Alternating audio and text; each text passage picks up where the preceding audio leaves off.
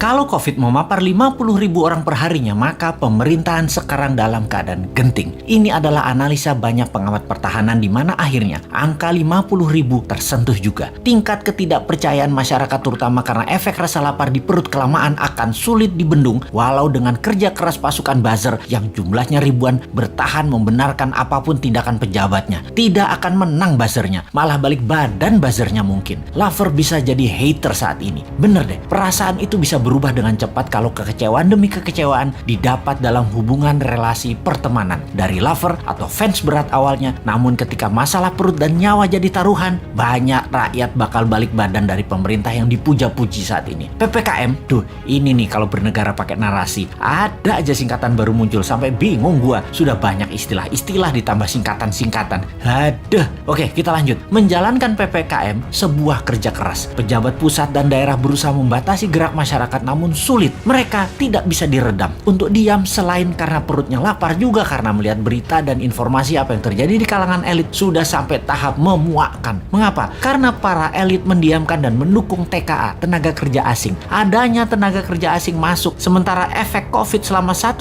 tahun ini ada 9,7 juta pengangguran karena pandemi ini, tetapi elit malah lebih mendukung TKA atau tenaga kerja asing. Hal ini sangat menohok hati masyarakat. Perbuatan memasukkan tenaga kerja asing tadi sungguh melukai banyak hati masyarakat. Ketika dipertanyakan kok diizinkan masuk, maka jawaban pejabat yang paling berwenang dan berkuasa tersebut adalah kita tetap harus dukung investor asing. Jangan sampai investor asing jadi kecewa dan merusak hubungan diplomasi dan ekonomi negara Indonesia. Asli saya enek perut saya mendengar pejabat tersebut bicara. Gila bener. Hak rakyat bertanya dikebiri dengan jawaban picisan dan hak rakyat untuk sehat dipermainkan. Rakyat lapar, Pak. Kok nganggap Tiongkok satu-satunya dewa penolong sih? COVID meledak ini adalah kegagalan Anda juga penanganannya. Kegagalan mengelola negara dan hebatnya pejabat yang maha serba bisa itu mengatakan kita minta bantuan Tiongkok. Gua blek pol lu ah. Tiongkok mau bantu gratis apa? Lu gile. Lalu di sebuah podcast jawaban Anda pedagang bener deh.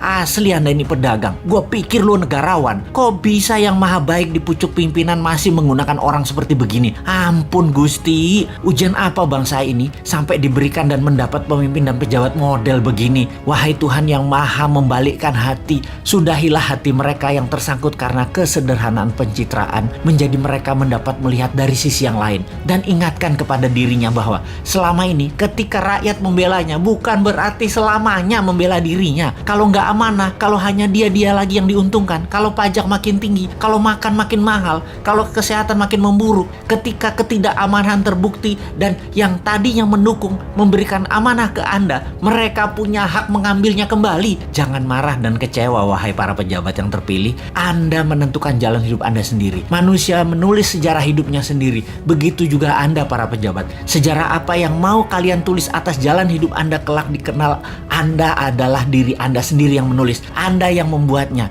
Menaikkan hutang negara hampir 1.000 triliun per tahun selama menjabat. Itu sudah menjadi catatan sejarah. Walaupun beliau banyak dapat gelar internasional dari pemberi hutang, tapi itu adalah fakta raja hutang, itu adalah keputusannya. Gayanya yang tidak pro UKM dan tidak pro dunia usaha sudah menjadi catatan sejarah panjang juga. Dan menaikkan pajak-pajak serta memajaki hal-hal yang aneh-aneh adalah solusinya juga telah menjadi sejarah dirinya yang dipilihnya untuk anak bangsa dan cicitnya mencatat dan melihat hal itu. Kembali ke COVID, untuk mencapai rekor tertingginya saat ini dan produk solusinya adalah terbanyak barang impor semua yang namanya antigen, PCR, vaksin, masker. Ada baiknya ke depan kita menggunakan produk-produk lokal yang dibiayai dengan strategi MMT, printing money. Duh, gregetan banget mau bantu negara ini. Sulit bener ya. 3 tahun lagi itu lama loh.